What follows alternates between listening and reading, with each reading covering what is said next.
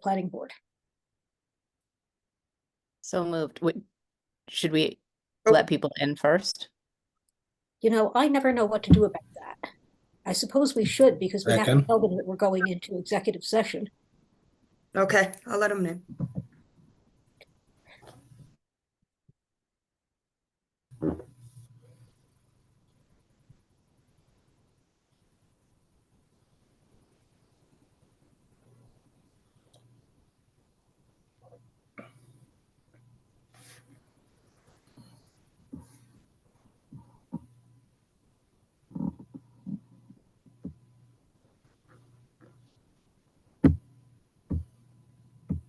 Okay, I have let everybody in. Okay. Good evening, everybody. Welcome to the April 9th meeting and public hearings for the Holyoke Planning Board. At this time, I would entertain a motion to open the meeting of the Planning Board. So moved. Second. All in favor? Roll call for Kate, Yes. Mimi, Yes. Verinder, Yes. Rosanna, Yes, ma'am. and Nathan. Yes. Okay. Then as our next order of business, entertain a motion to enter into executive session for purposes of discussing litigation related to 500 East Hampton Road. So moved. Second. All in favor?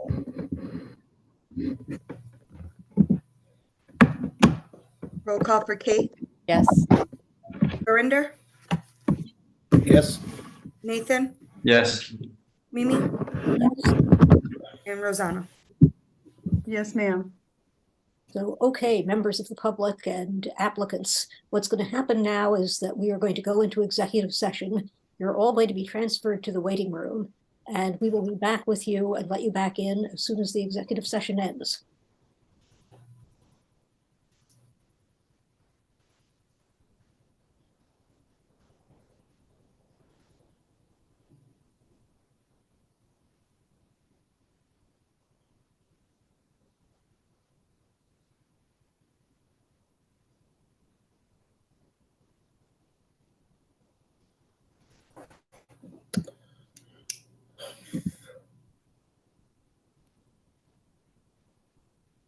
Sorry, 1 second. Something's going on.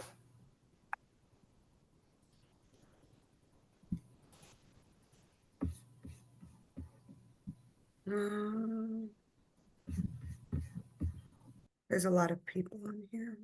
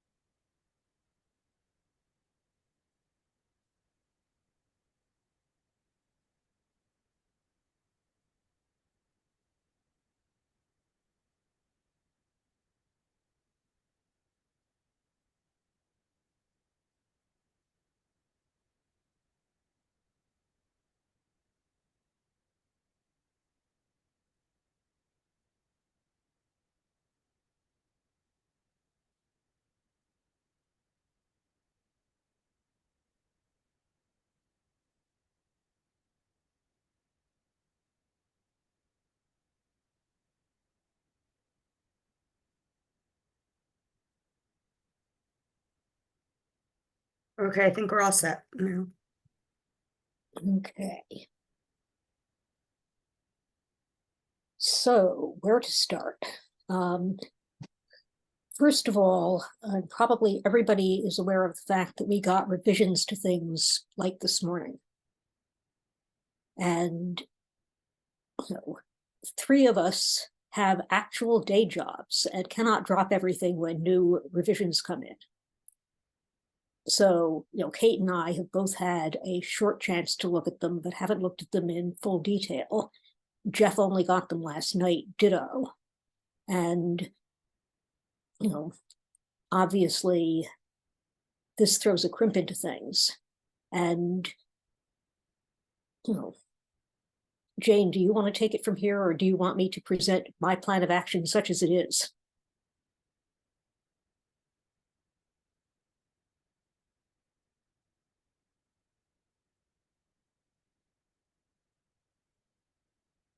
I think she can unmute. Brian, yeah, she's not a co-host.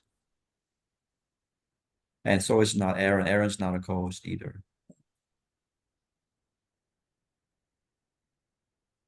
Okay, We're all set. thank you.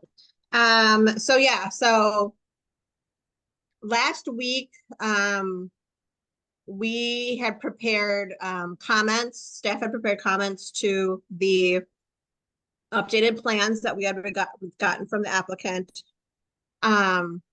We got comments from the engineer at least as well. And we sent those over to the applicant, I believe, early last week.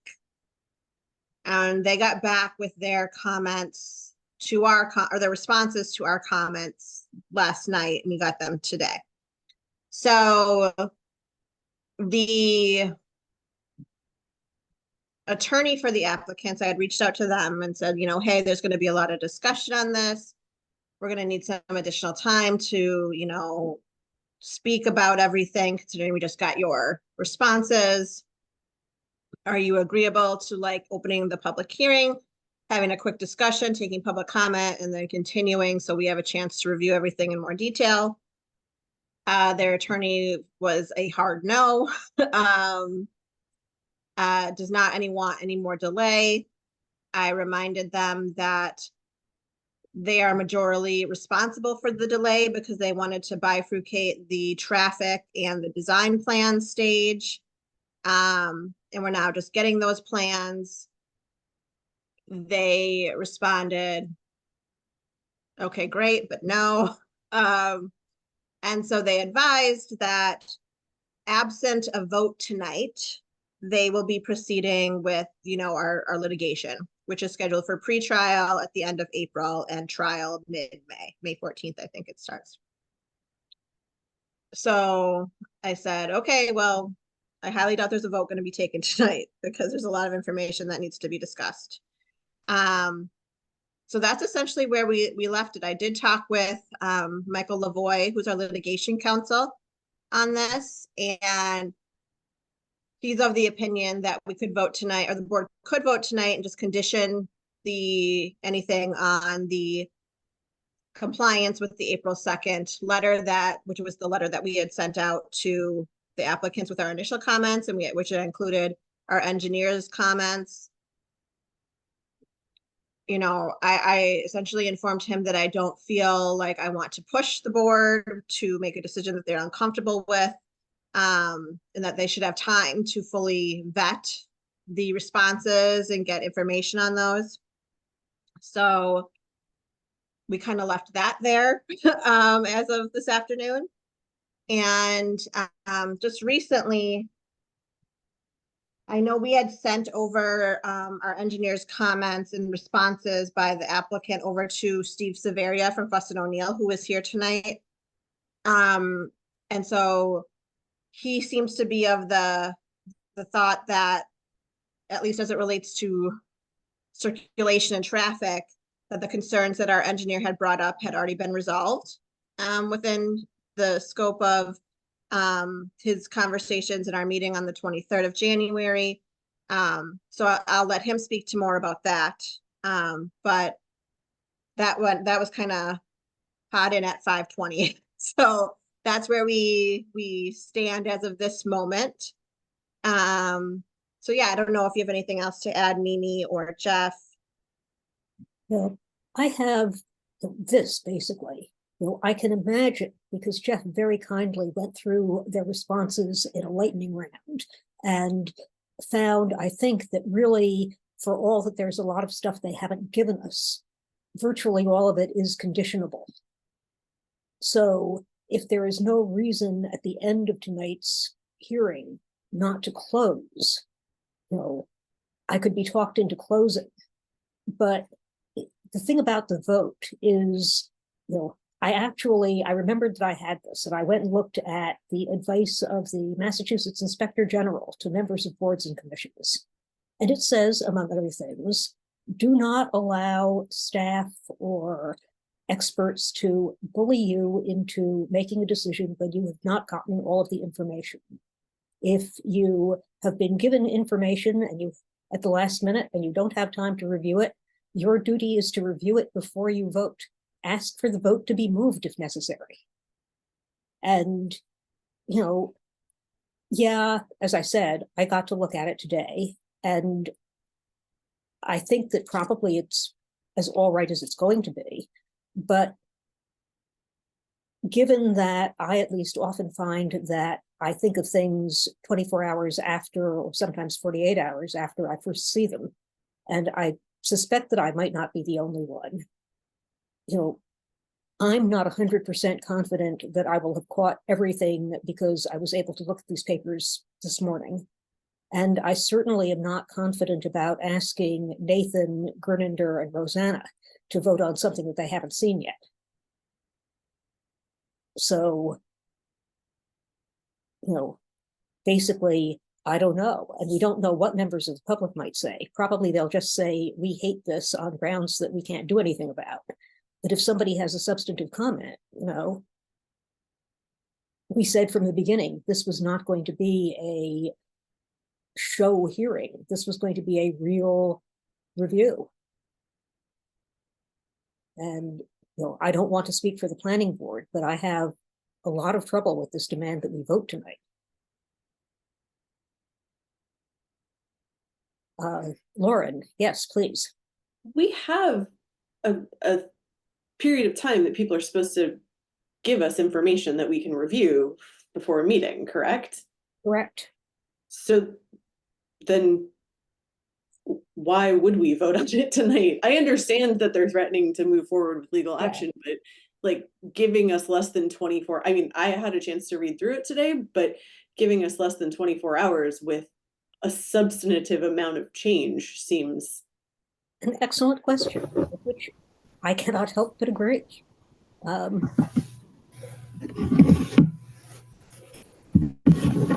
They're apparently complaining that we got them our comments late.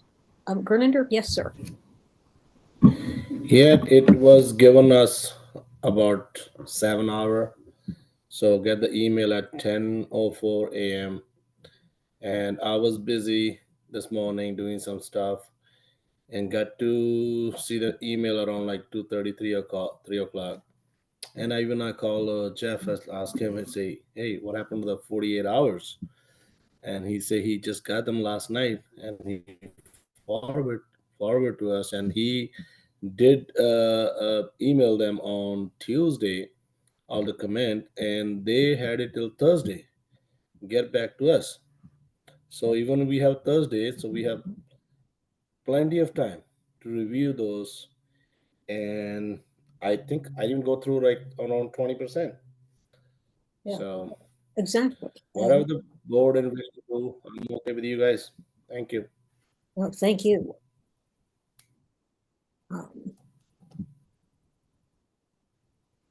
Anyone else have thoughts they want to express about this? Because I do not want to steamroll the board just because I'm angry. Well, is there like a specific section in the ordinance that shows that how many hours in advance, how many days in advance we need to prepare, or the staff needs to prepare? I mean, I think maybe just citing that specifically and then going from there, just bringing that up. We have rules. Right. And the counter argument to that, because the rules would have had this stuff come in on Thursday at latest. Right. And otherwise, we have always reserved the right to just say, this is late, we haven't had time to review it, and we're going to have to continue. The problem here is that we are under supervision of the court, basically, because this is a remand procedure. So they can argue, and no doubt will, that the usual rules don't apply. I mean, we agreed that there would be 3 sessions to this public hearing, and we could add more if both sides agreed for good cause. They agreed to that. our rules have always said, or have never said, we vote the same night that we close the public hearing. So this is a new expectation from them. Never before have we heard a word about we're supposed to vote from their point of view the night that we close the public hearing, if we choose to close it, because again, there may be questions that arise from what we hear tonight that are unanswered. There certainly will be some where we have to just, if we want to go forward and close, say, okay, fine, we'll condition it in the notice of decision. Because, they haven't given us sign plans. They haven't given us a whole list of things, which we normally get. We normally have stormwater approval. We normally have conservation approval. That we don't just hope that when they do come in, they'll be acceptable to us. And they know this. I don't know why they pretended that they didn't, but we have a whole lot of stuff that just didn't show up with this. And if you look at their letter, it says, well, we'll give it to you after you approved the site plan.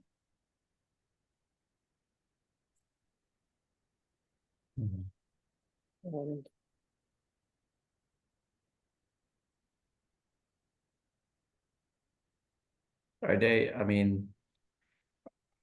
Are they giving things late because they're really pressed on time, or is it deliberate delay so that, are they trying to hide something that's not proper in their plan, by rushing people into making decisions? I mean, I don't know if that's hard to tell, but I guess it can be many possibilities. But it's an obvious suspicion because, if this goes forward, they have to get conservation approval. They have to get stormwater approval.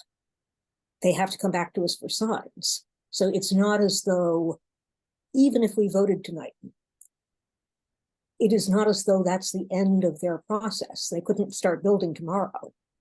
There are other city things they would have to wait for. So why they can't wait to answer a few questions is a mystery to me. Well, is there something, if we approve similar to how the special permit by the city council kind of locked a lot of the planning board into this process, approving this process, similar to that, with the site plan approval granted, if they're granted that tonight, is it gonna preclude like city staff or other boards and committees from, not approving or raising a concern? Can they override any other concerns and issues on this argument that already has a planning board approval? Good question. Jane, do you have any sense of that? I'm sorry, can we repeat it? Yeah, sorry, I'll be trying to be concise. Sorry about that. Similar to how the city council special permit kind of locked us into this process, if we grant the site plan permit tonight, does that prevent other boards, committees, and staff members, the agents, departments from denying something or raising a concern because our approval kind of supersedes those concerns? Honestly, I'm not sure. I think Jeff maybe could help with his institutional knowledge as to how things are usually done time-wise in Holyoke. So I don't know if usually under Holyoke's course of dealing, if we have been requiring that a stormwater permit stormwater get approved and then conservation get approved before site plan or not, and then we condition things on those. Because we can include that language that we condition, right, on receiving those approvals as to not preempt that process. But I'm not sure if, Jeff, you have any other additional insight on that. Well, typically it's been looked at, like in particular conservation, they would set the scope of where the buildable area is, for example, or stormwater authority.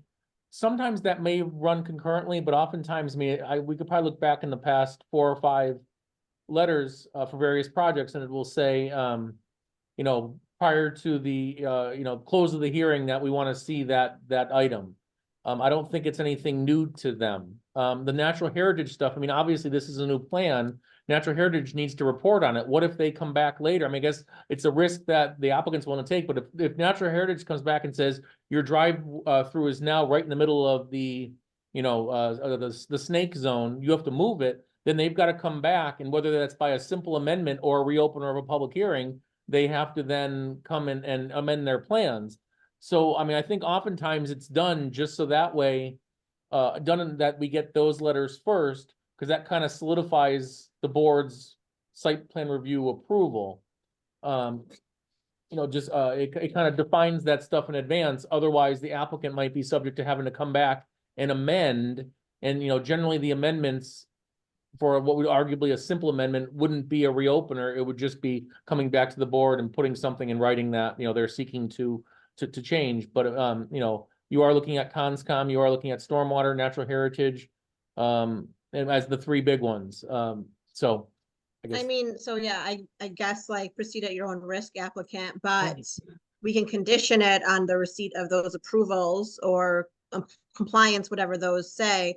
But Nathan, I totally get what you're saying, like how, like, for lack of a better term, we're a little gun shy, right? On making any sort of determination here that could affect any other entity's determinations. And I understand that. And I unfortunately don't have a exact answer for you tonight. But I think if we put in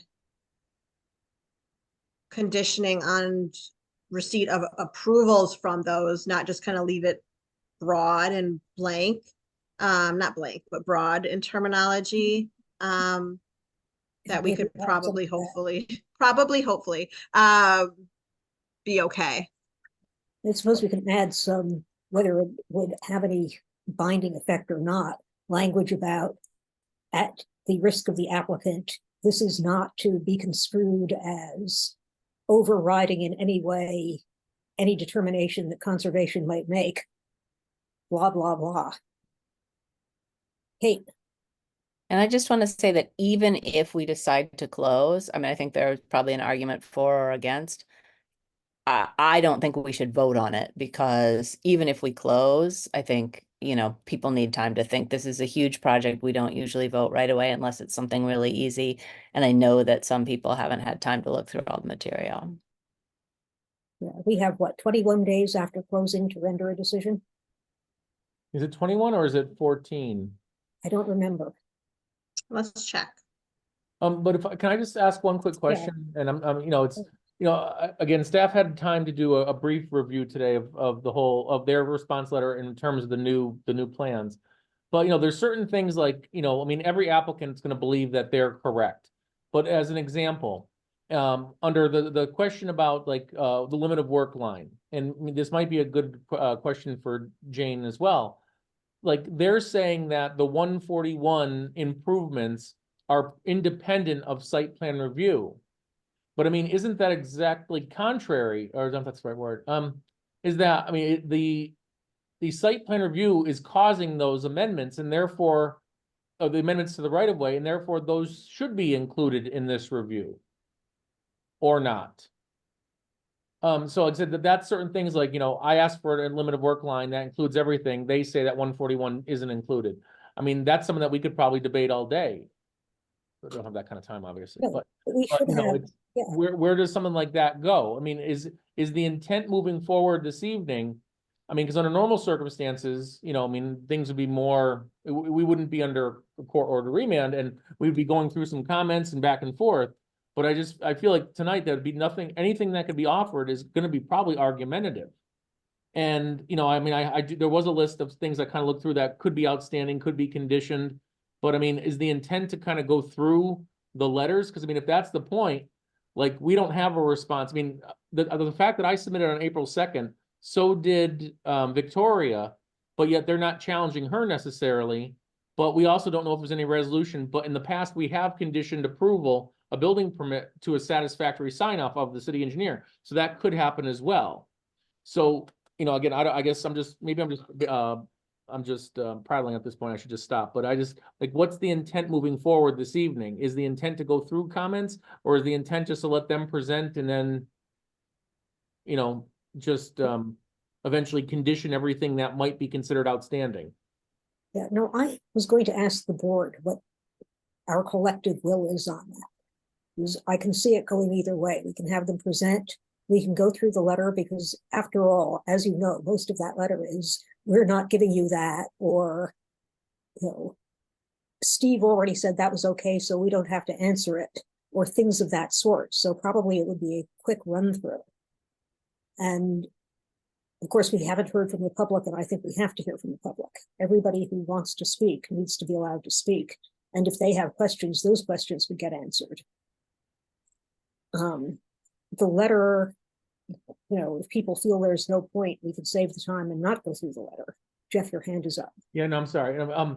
Yeah, I was gonna wait for you to finish, so please finish, unless, But, you know, I'm not sure myself which we would rather do. So I figured I would ask. And obviously I wanted a sense of whether people thought at the end of this, we wanted to close these. That starts the clock ticking. If we want to continue, despite their threats, my suggestion has been that since Rob Levesque has 2 site plan reviews before us on our next scheduled hearing date, we offer them the chance to continue to our next scheduled hearing date if Rob will agree to move those 2 or to continue those 2, so we have time on the schedule for them. But if they're just going back to court anyway, you know, why offer them the courtesy? And I also don't know whether we want to continue. So Jeff and then Kate, I guess. so just briefly, another thing that was tricky in the review today in their responses is that sometimes they're referencing back to plans from 2021, which reflect a new plan. So that's another complicated thing, because they're gonna say, oh, no, nothing's changed. You know, that, like, for instance, you know, before the building was larger, it was 2,000 plus square feet. Now it's 1,900 square feet. So the question asked is, you know, based on the new revised plan, is the number of employees still the same, or has anything changed? Their response is nothing's changed. Well, how could it not? You went from 13 parking spaces down to 7. You reduced your building size by probably 200 or 300 square feet. I just can't imagine that those are actual real responses. Or how do we respond to that? So I'm just, I guess that's a thought or thinking out loud. Thank you. I want to know if they're still trucking down or hand trucking down the Delaney Market stuff since the ownership of the log cabin has changed. And Kate, you were shaking your head, and anyway, you're next in queue. Yeah, I don't think they are. I'd like to hear from them, and I'd like to hear from the public. And then, you know, I don't know that we need to go through the whole letter. We can do that perhaps on our own. I definitely have a few questions I want to ask them, and I'm sure more will come up based on what the public says. But I'm not sure we need to go through the whole letter, although I might change my mind after I hear from them. Okay. And also, just please remember that there are 5 letters now from the public that are on the in the Zoom, not the Zoom folder, the Google Drive, that probably should be read into the record as well. Yeah, I think I only have 4 of them. Okay, a new one just came in at 6 o'clock. Okay. But then other Just than gotta that, say, I hope I didn't miss one. no, so it's no, a new one just got added. There was one from well, there was one earlier today from Susan Bruliette, and there was another one from Arnold Jaffe, but then there was one later this afternoon from Elena Auerby. So but in total there's 5. Yeah. Okay, well, if you want to forward me the last one.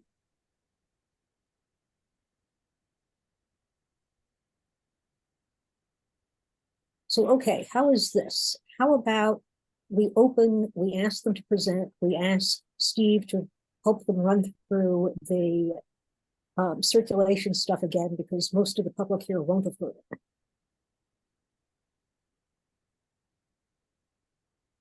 And we ask questions about the new plan.